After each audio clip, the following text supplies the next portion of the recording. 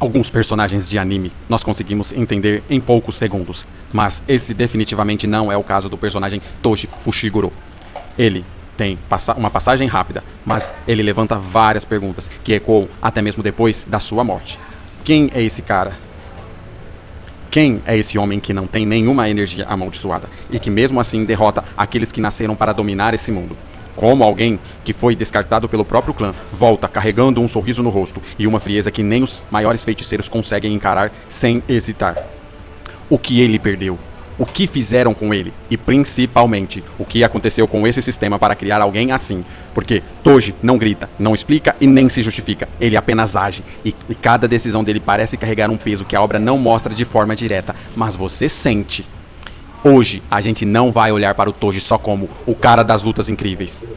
Nem somente como um mercenário. A gente vai olhar para o silêncio, para as ausências, para as coisas que ele nunca disse e que dizem tudo. E talvez no final a pergunta não seja quem é o Toji Fushiguro, a pergunta seja outra: o que acontece quando um sistema erra e esse erro ganha um nome? Toji é um vilão. O personagem é um mercenário. O personagem mata por dinheiro e ele executa pessoas que não representam ameaça nenhuma diretamente a ele.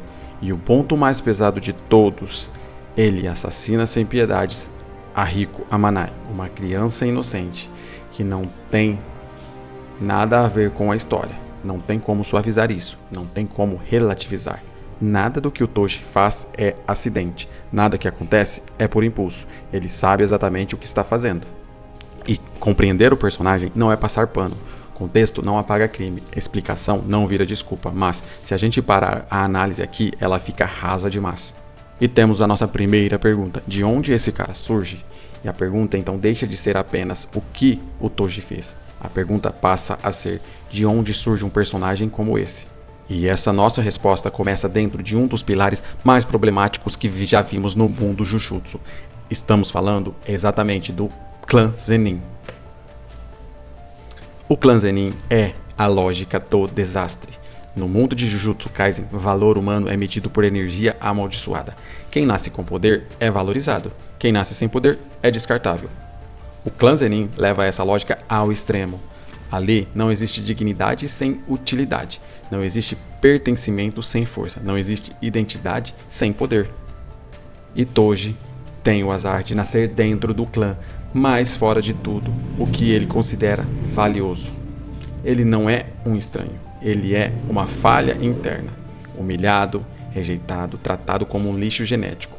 E o Toji cresce aprendendo uma lição simples e cruel: valor não é algo que você recebe, valor é algo que você impõe. O mundo Jujutsu fornece as regras, o clã Zenin fornece o trauma. E é aqui que o Toji começa a se moldar de verdade. Porque o personagem não é apenas força, o personagem também é inteligência, o personagem também é métodos. A restrição celestial não torna Toji mais fraco, ela o obriga a ser perfeito. Sem energia amaldiçoada, ele não pode improvisar, ele não pode errar, não pode contar com talento herdado, ele tem que compensar com preparo absoluto. Toji não entra em combate, ele executa um plano. A luta começa antes do primeiro golpe, na observação, no desgaste do alvo, na escolha do terreno, no momento certo de agir.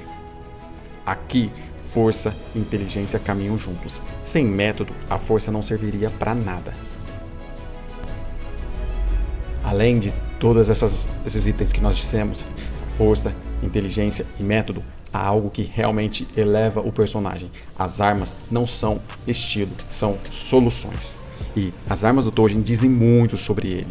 Elas são símbolos, são ferramentas. A lança invertida do céu não existe para ser estilosa. Ela existe para anular técnicas. Assim como nós vimos a anulação das técnicas do Satoru Gojo, para reduzir o sobrenatural ao humano. A corrente das 1000 milhas não existe para espetáculo. Ela existe para controle, abertura e execução. O Toji não luta contra pessoas, ele luta contra as habilidades. Não existe honra no duelo, existe eficiência no resultado. E todo esse método encontra seu maior teste quando ele encara o maior símbolo do sistema. Toji vs Gojo é mais do que uma luta. Satoru Gojo nasceu com tudo: linhagem, poder, reconhecimento automático. Ele é a prova viva de que o sistema funciona para alguns. O Toji é o oposto absoluto. Quando o Toji derrota o Gojo no primeiro confronto, aquilo não é só uma vitória física, é uma ruptura simbólica. Pela primeira vez, o erro derrota o modelo perfeito, a falha atravessa o privilégio, mas essa vitória não encerra nada, porque ainda falta algo dentro do Toji. Agora vamos pensar comigo por um instante. Existem alguns personagens, tanto em animes quanto em mangás, HQs e até mesmo em filme, que quando entra em cena o clima muda. Eles não precisam falar muito, não precisam explicar nada. A postura, o enquadramento, o olhar, tudo impõe respeito. Você vê isso, por exemplo, no Justiceiro. Mesmo sendo um anti-herói, ele causa medo.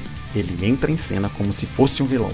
Cara fechada, método frio, presença pesada. E não é nem pela quantidade de violência, é pela forma. Também vemos isso em alguns animes. Você vê algo parecido com o Ikki de Fênix em Cavaleiro dos Zodíacos. Ele começa como um vilão, depois muda de lado, mas mesmo quando está do lado dos heróis, ele nunca perde a imponência. Quando o Ikki chega, todo mundo respeita. E o Toji entra exatamente nessa categoria de personagem. Vilão declarado, mercenário, mas como uma presença que domina a cena. E agora vamos para um dos pontos mais importantes. Você se lembra do segundo confronto entre Toji e Satoru Gojo?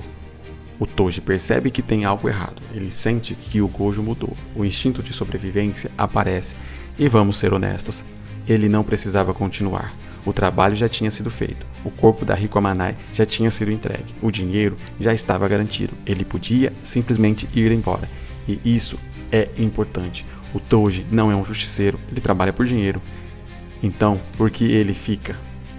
E a resposta é simples, orgulho. Derrotar o Satoru Gojo naquele momento não era mais só vencer um homem, era vencer o maior símbolo do mundo Jujutsu, era provar que ele não era um erro.